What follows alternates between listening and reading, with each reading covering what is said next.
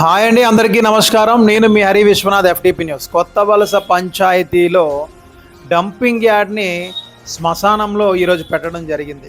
విషయం ఏమిటంటే, గత 2 వారాల నుంచి కూడా డంపింగ్ యార్డ్ విషయంలో కొత్త వలస మేజర్ పంచాయతీ నానా అవస్థలు పడుతూ ఉంది. ప్రభుత్వ భూమి దొరకక ఎక్కడ పడితే అక్కడ చెత్త వేయాల్సిన పరిస్థితి వస్తుంది.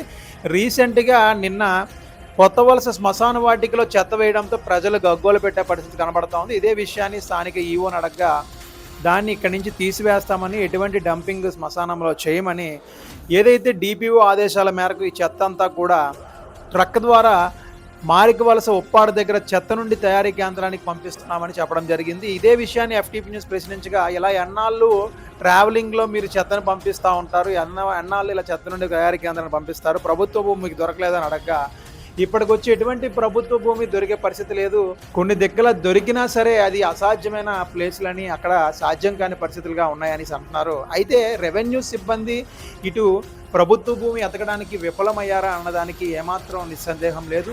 ఎట్టి పరిస్థితుల్లో కలెక్టర్ దిగి రావాల్సిందే. కొత్త వలస మేజర్ పంచాయతీ డంపింగ్ యార్డ్ విషయంలో జిల్లా అధికారులు దృష్టి సారించకపోతే ఈ యొక్క ప్రాబ్లం క్లియర్ అవ్వదని ఇక్కడున్న ప్రజలు, ఇక్కడున్న ప్రజాప్రతినిధులు ఇక్కడ వాపోతున్నారు. చూస్తూనే ఉండండి FTP న్యూస్. మరిన్ని వివరాలతో మేము ముందుంటాం.